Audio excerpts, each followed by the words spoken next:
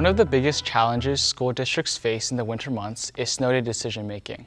During this time period, superintendents must make the call on whether to close their school districts due to the snow-related weather. As a resident in the New England area, snow day school closing decisions are a big part of the winter months, which is why I decided to take a deeper dive into the subject. First, snow day decisions are a big part of the winter months in the New England for students, parents, and school districts. Current snow day decision-making processes are only somewhat accurate, but definitely not made in a timely manner. Whenever a snow-related event is approaching, students and parents anxiously await for an announcement from the superintendent the day before. However, the final decision oftentimes cannot be made until 5 a.m. the following day, which causes inconvenience for students, parents, and the school district. Because of this problem, I decided to set out and interview 7 superintendents from the local area in New Hampshire and in Massachusetts. After conducting these interviews, it was clear to me that snow day decision-making processes were complicated, involving many different weather factors, and also varied based upon their school districts and their geographic locations.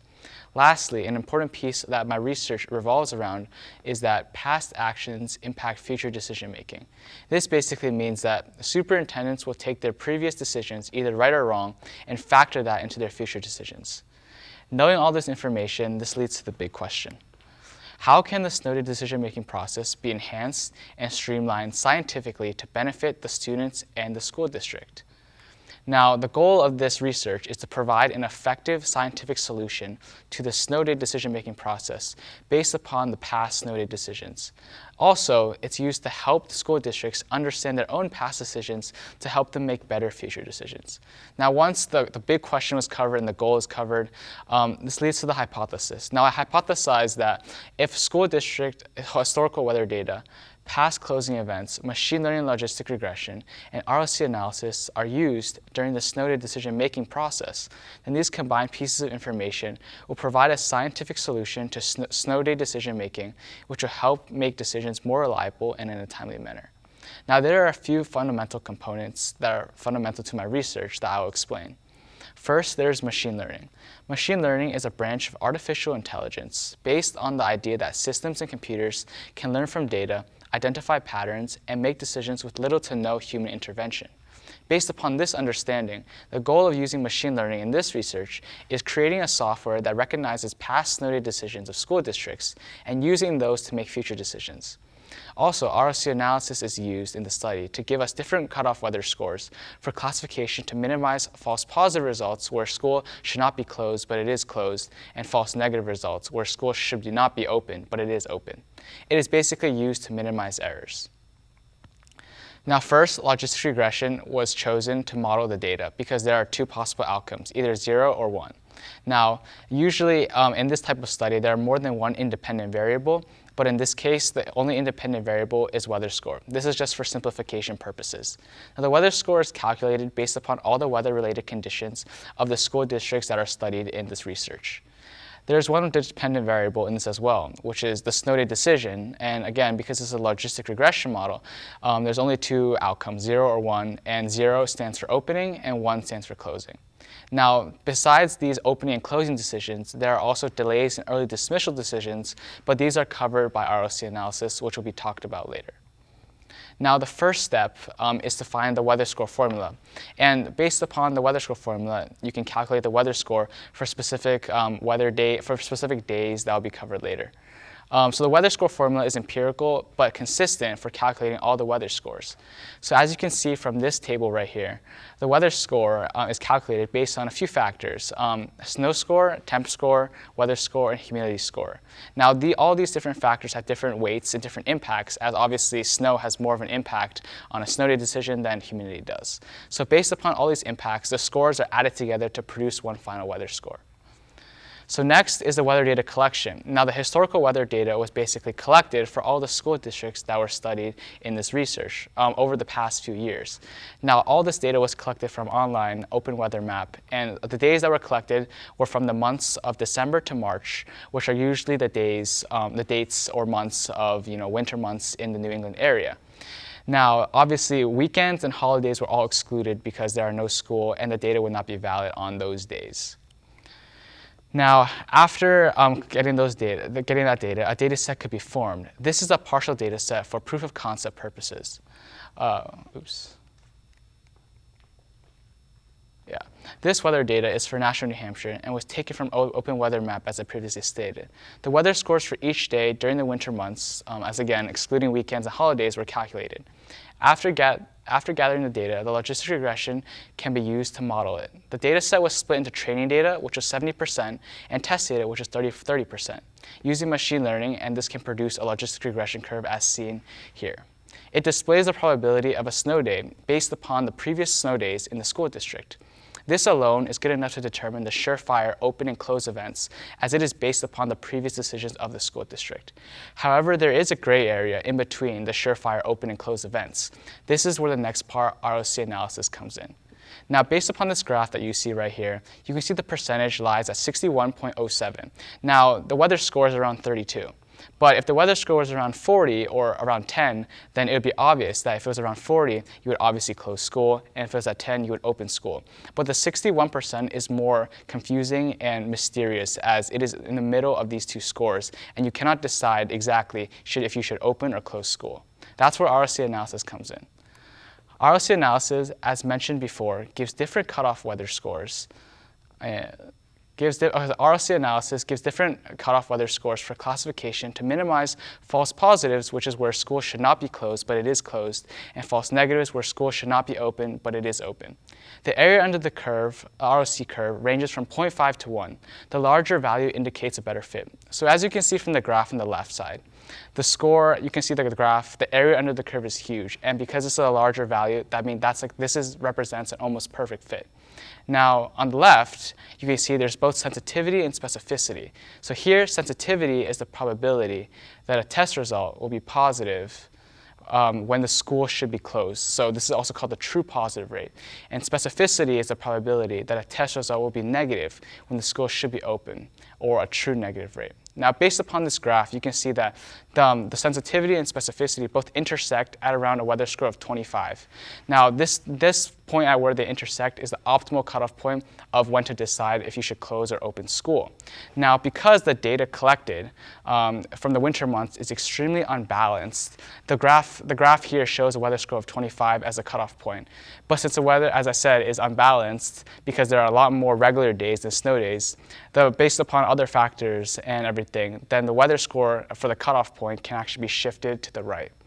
So now, how do we select cutoff points for determining a snow day decision? We want to focus on avoiding two things, as I previously mentioned: false positives and false negatives. First, we want to limit false positives, which is where, as I said again, school should not be closed, but it is closed. To do this, the cutoff point needs to be increased from the above analytical results. If the cutoff point is increased, the value of the true negative increases and the number of the true positive decreases. In another word, if the cutoff point is increased, the number of false positive results, which is when school shouldn't be closed, but it is closed, is lowered, while the number of false negative results, where school shouldn't be open, but it's open, rises. Because of this, we want to counter it. So we also want to limit false negative results as well. Because we want to limit these because it causes safety concerns for all the students and the school district as a whole. To do this, the cutoff point needs to be done the same way. It needs to be decreased, and then the same results will follow. Both these shifts causes this gray area in between cutoff point A and cutoff point B, as depicted in the graph. Once these cutoff points are determined, they can be used to see if a point inside the range in the graph can be used as a cutoff point to make a snow day decision. Points outside of these cutoff points are sure open and closed decisions. So to determine whether we can close school based upon the cutoff points, an algorithm was depicted. It shows the multiple contributing factors that are specific for each school district, and these factors are used as an extra step in making a snow day decision for those weather scores within the cutoff points. So from this graph, you can see that basically after the cutoff point is within once the weather score is in between the two cutoff points, you take an extra step to determine if the weather score can be increased based upon other factors that are specific for each school district. So based upon this algorithm, after running through this algorithm, it can determine if a school should close, open, have an early dismissal, and delay.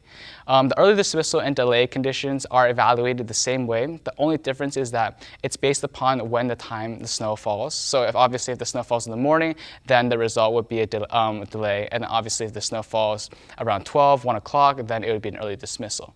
So now let us look at the results.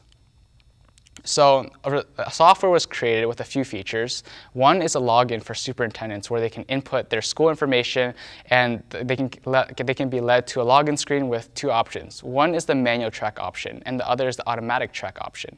The manual track option allows the superintendent or whoever is using the tool to input weather data based upon what they see or what they search online. The automatic track option basically gets weather data directly from Open Weather Map, which is the online site that I was talking about before. So here is just an example of what that would look like. So obviously the first, you can see on the left, it says the school superintendent sign-in, which is where they input the username and password. And the right side is where the options of auto track and manual track come up.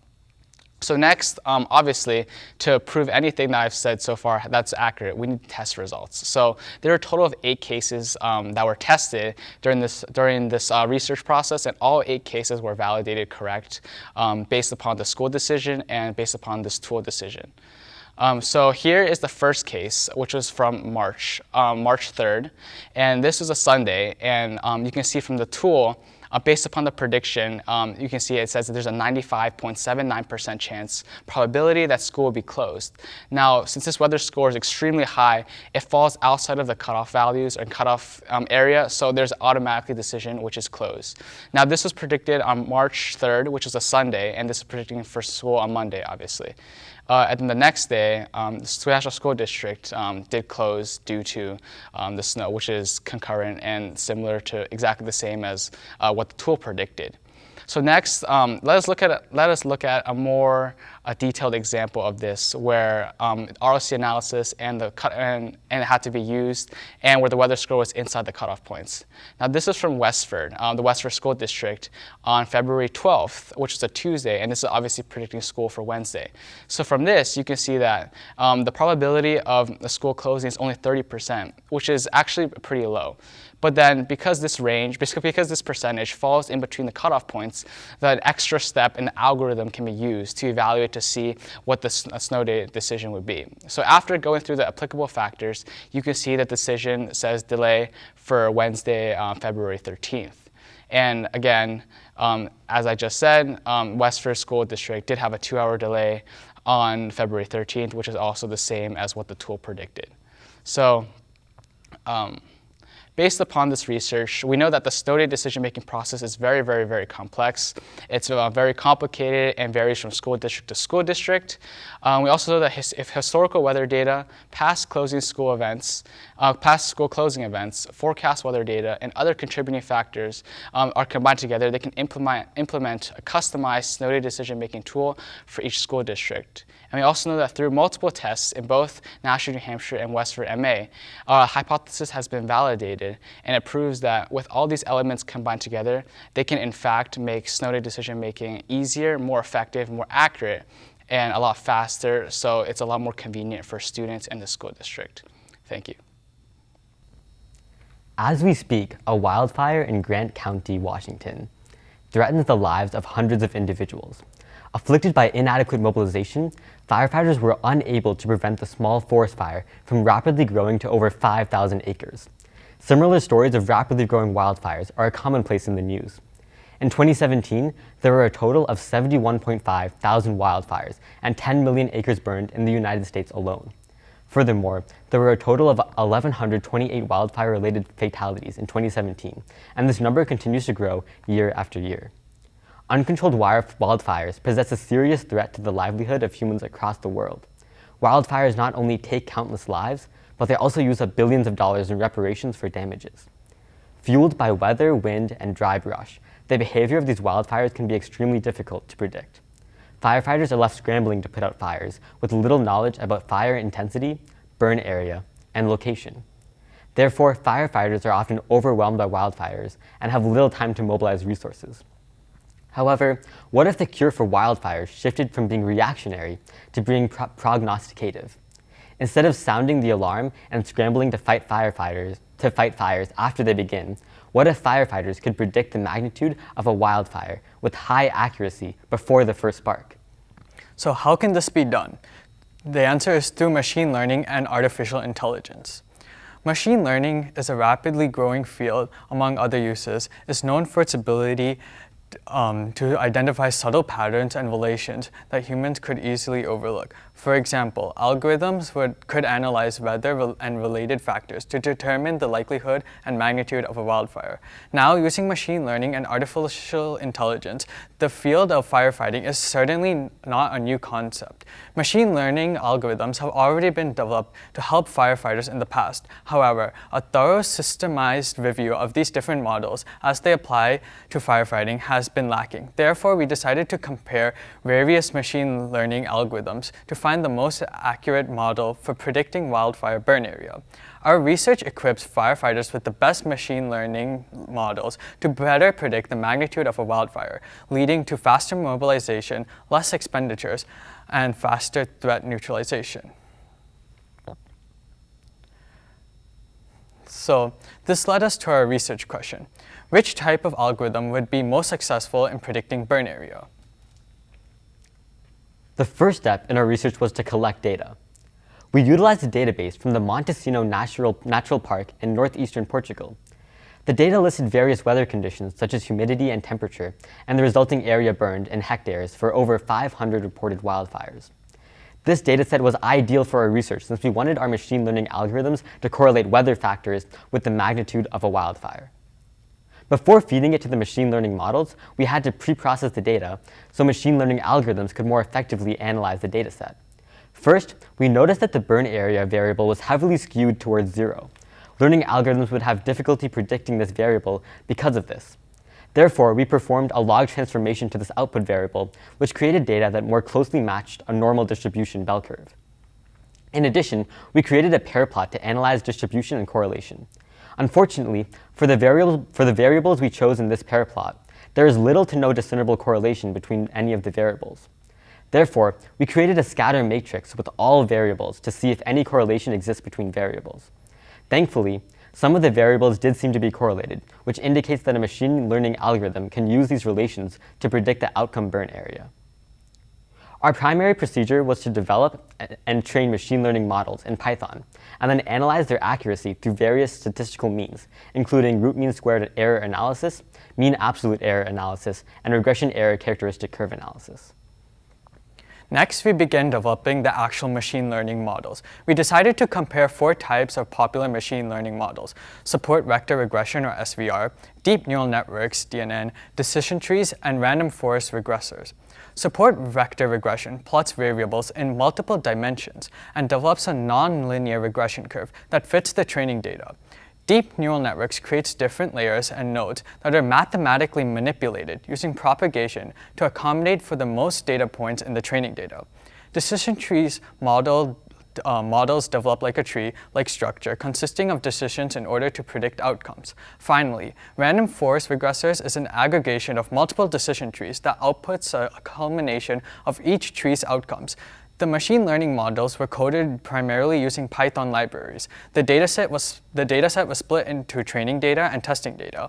80% of the entries from the dataset were used to train each model, while 20% were kept as testing data. After each model was fed the training data, they were tested for their accuracy in predicting the burn area of a wildfire using the remaining test data. In order to analyze the accuracy of each model, we first developed a histogram of prediction errors. For most models, their prediction errors were relatively close to 0. So as you can see here, the model is close to 0. Next, we plotted the prediction error versus the actual error burned. Interestingly, the error increased as wildfires got larger, indicating that our machine learning models are best at predicting small wildfires. This is likely due to the lack of data for large wildfires in our set. There was only one wildfire with over 700 hectares burned. Therefore, since our models were trained with mostly small wildfire data, they are not great at predicting large wildfires.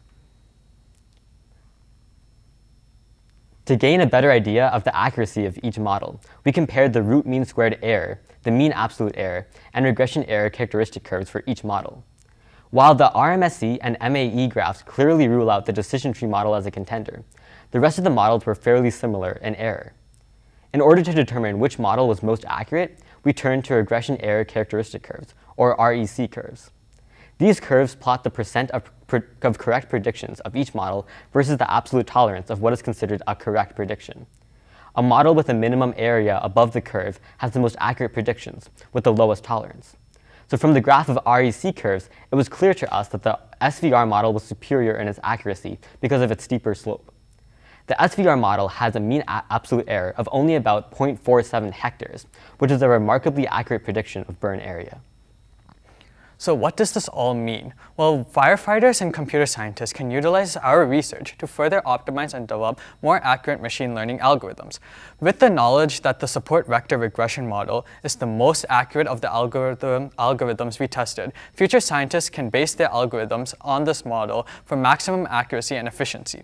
Ultimately, these improved machine learning models will add reliable precognition to the arsenal of tools at a firefighter's disposal. Instead of just reacting to rapidly spreading wildfires, scientists can now have an accurate prediction of the magnitude of a wildfire before they even occur, allowing firefighters to adequately prepare and mobilize resources before it's too late.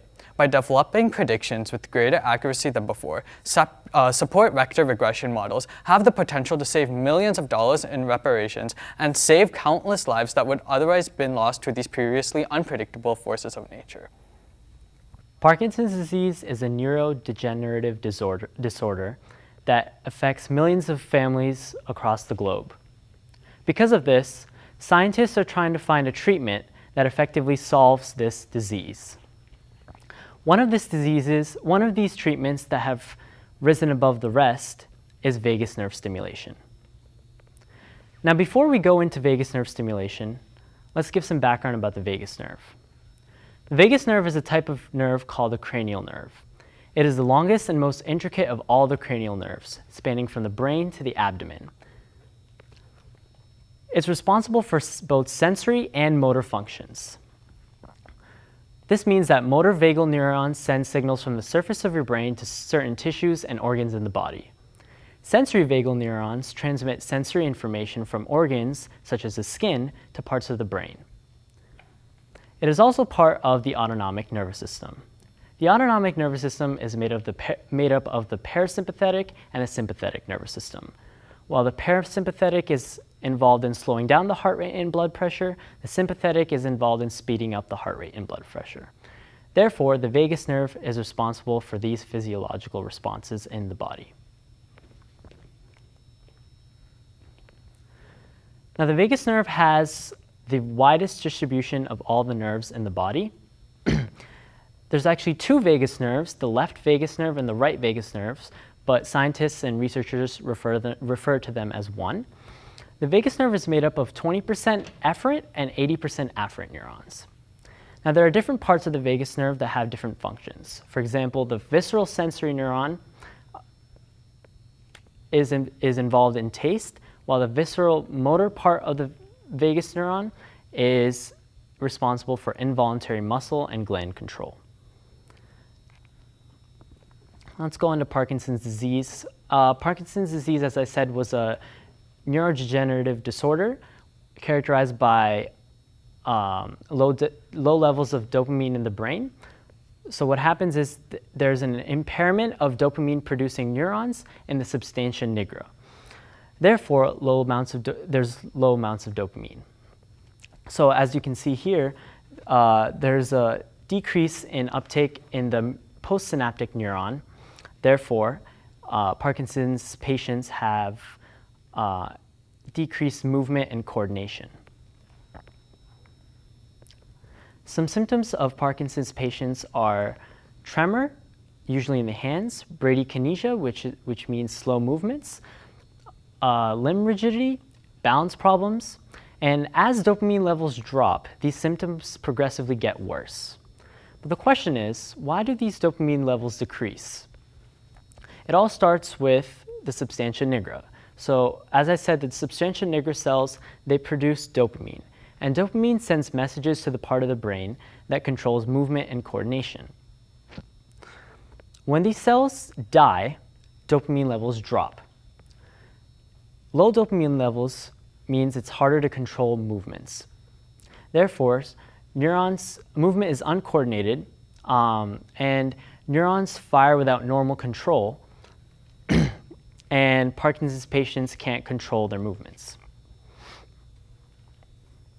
Some neurological signs of Parkinson's disease is there are clumps of proteins called Lewy bodies that are present, and a protein called alpha-synuclei, they're actually found within Lewy bodies.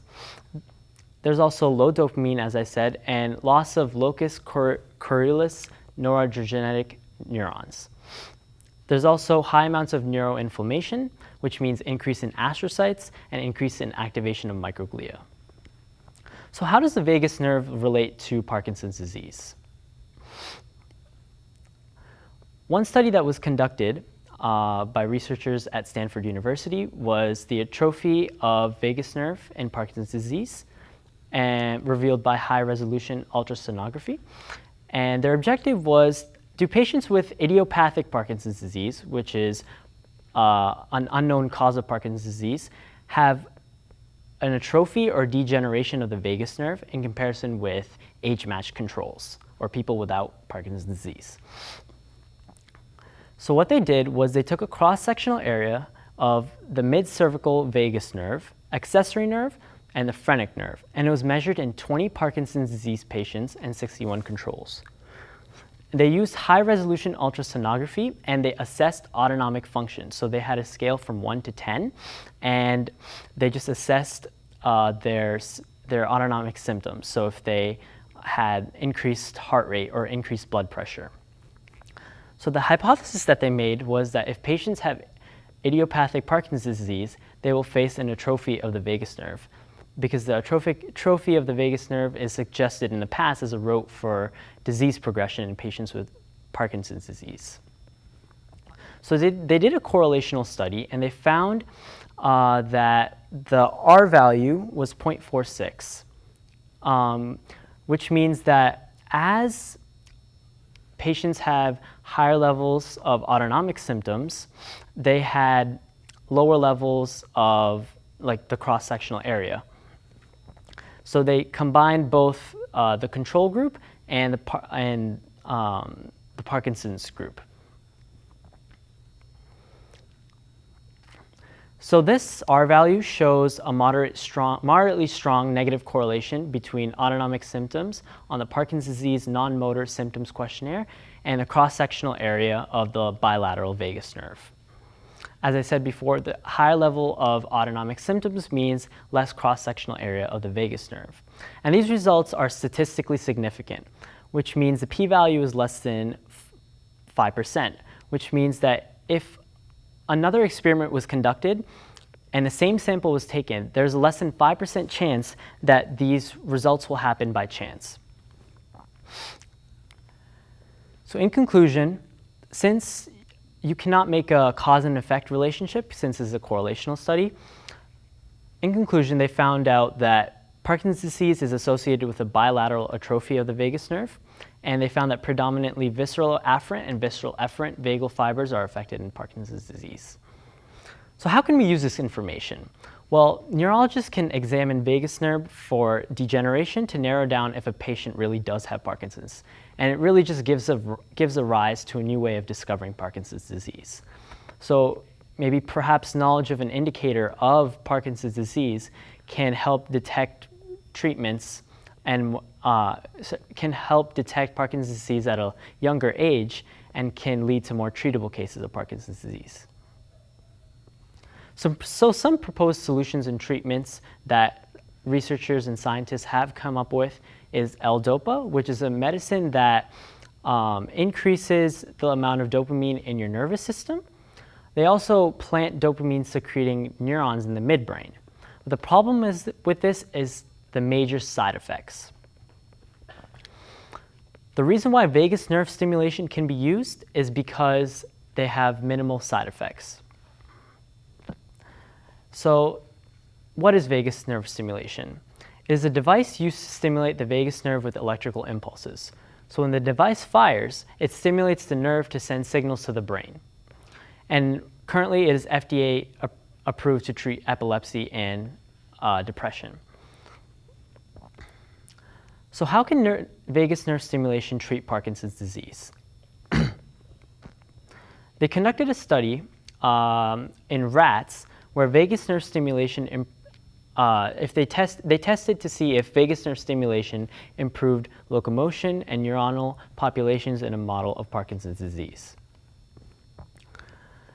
So their objective was to test the therapeutic potential of vagus nerve stimulation in a Parkinson's disease model. So their experiment design, what they did was to mimic Parkinson's disease degeneration, rats received an injection of dopaminergic neurotoxin 6, and the rats were split into 2 treatments. The first treatment was given DSP-4, while the second treatment was a group of rats that were given sterile saline. Rats got a VNS regimen for 10 days and locomotion was measured. And other factors like alpha-synuclein content and neuroinflammation and astrocyte count was also measured as well. Their hypothesis was that if vagus nerve stimulation is used in rats, then locomotor function should improve because VNS increases the firing rate of LCNE neurons, which are lacking in patients with Parkinson's disease. So they created a graph which measures the total distance that each of these rats, saline non-VNS, saline VNS, lesion non-VNS, and lesion VNS, and they tracked their total distance and add their average distance over the course of 10 days. They found that there was no statistically significant difference between the saline non-VNS rats and VNS rats, and which means that the p-value was more than 0.05. However, that there was a statistically significant difference between lesion VNS and lesion non-VNS rats. This shows that greater locomotion in lesion rats compared to non-VNS rats. VNS improves motor function in animals that have impaired NE and DA systems. That's the conclusion that they came up with. Another study that they made was the effect of vagus nerve stimulation and alpha-synuclein in the substantia nigra. So they found that alpha-synuclein density, alpha-synuclein density was measured with existing Th-positive cells in the substantia nigra, and in saline rats, this alpha-synuclein density did not significantly decrease after VNS, but in lesion rats, alpha-synuclein content did differ, and in Parkinson's patients, buildup of alpha-synuclein is common. Therefore, they found that as alpha-synuclein content decreased, that means that the saline rats was measured to decrease the symptoms of Parkinson's disease. So the conclusion that they came up with is that VNS has a strong potential to be a suitable Parkinson's disease therapeutic because of findings of increased locomotion and decreased alpha-synuclein expression in SNTH-positive neurons. Now, what are the applications? Well, vagus nerve stimulation now can be potentially used as a therapy for Parkinson's disease. It could also accompany other treatments. As L-DOPA increases dopamine, vagus nerve improves locomotion and decreases alpha-synuclein content. A combination could lead to the most effective way of treatment. Thank you. Car rides, where some of the most spectacular moments of your life happen. Checking out those gorgeous views on the way, being confronted by your parents about some behavior that they do not approve of, or a good time for them to ask you about, what are you going to do with your life? But one car ride stuck to me. I was going to this math enrichment program with another kid from my neighborhood. On the way there, he belittled me and told me that I'm not as strong in science and math compared to him since I was a girl. Once we got there, he slammed the door on my face and called me a loser and walked away. You might be wondering, what's the big deal? Well, this playful banter changed my views on STEM. STEM is short for science, technology, engineering, and math, and is an umbrella for all things technical. I thought to myself, he might be right. Maybe STEM is just not for me. To STEM or not to STEM? That is the question. That is a question not just for me, it is a question for many girls like me. I have realized that it is not just a question for girls. It is also a question for all late bloomers as well. I am not only a girl, but also a late bloomer, so I feel like I have 2 strikes going against me for a STEM career. I attended a chartered middle school which was focused on STEM. It was here that I got my first experience with serious STEM subjects like biology and chemistry. And to my surprise, I was actually liking biology and chemistry. I was fascinated to learn how the world works and how it applied in the real world. I realized that my preconceived notions on STEM were wrong. The formal term for the playful banter which dissuades girls from STEM is called microaggression, and I realized that I was also influenced. Also, since I was a late bloomer, I felt excluded by the smart kids. This also influenced me to think STEM is just not for me. A Newsweek article mentioned that girls' interest in STEM drops from about 15% among freshman girls to about 12% among seniors, and only gets worse in college. Studies have shown the subtle and insidious nature of the stereotype threat. A study by the APA, the American Psychological Association, found that merely telling women that a math test does not show gender differences improved their test performance. The researchers gave a math test to men and women and told half the women that the test had shown gender differences. They told the other half of the women that they found no gender differences. The group of women which were told there were no gender differences performed equal to men. This test clearly shows that the gender stereotype is one reason why women do not choose STEM. Why is this important? According to the Smithsonian, 4 billion people on the planet use a mobile phone, while 3.5 billion use a toothbrush. In the past 2 years, 90% of all the world's data has been generated. Isn't that incredible? All those photos and videos from teens are making such an impact. A human will set foot on Mars in the next 20 years, and driverless cars are here. The future is here, and it is based on STEM. It is also estimated that almost 2.4 million STEM jobs will go unfilled. More than 6.7 million men in the US have a degree on STEM, but only 2.5 million women have a STEM degree. So even though women are equally capable, the number of women choosing a STEM career lags way behind.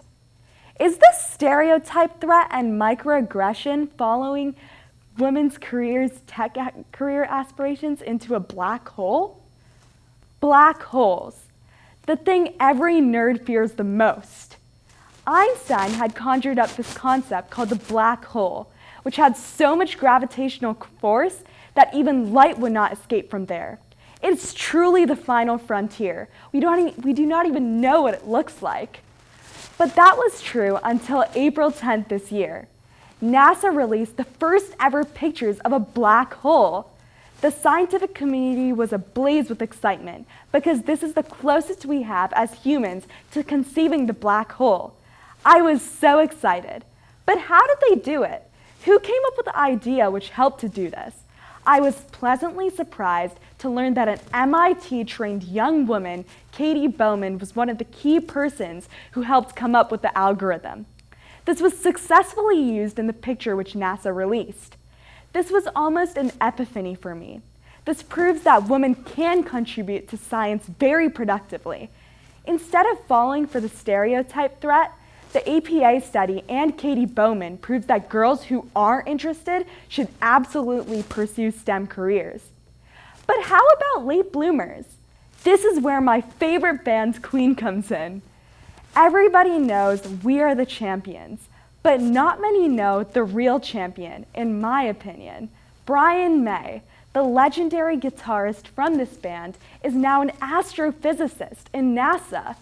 He got his PhD in astrophysics from Imperial College in London at the age of 60.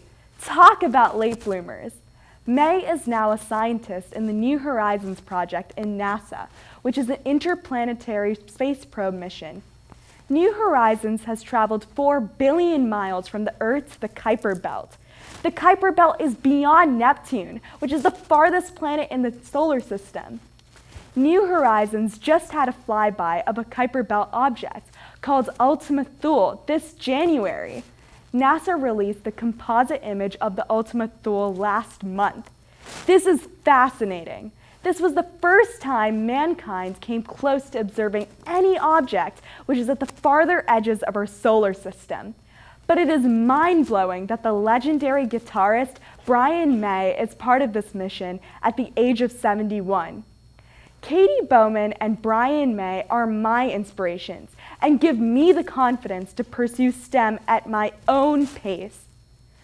Never mind the playful banter and never mind the smart kids. Others might be way ahead of you, but do not take heed.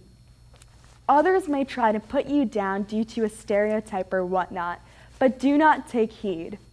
If you are really interested, persist, and you will eventually win. For the question, to STEM or not to STEM, the answer is definitely STEM, especially if you are interested.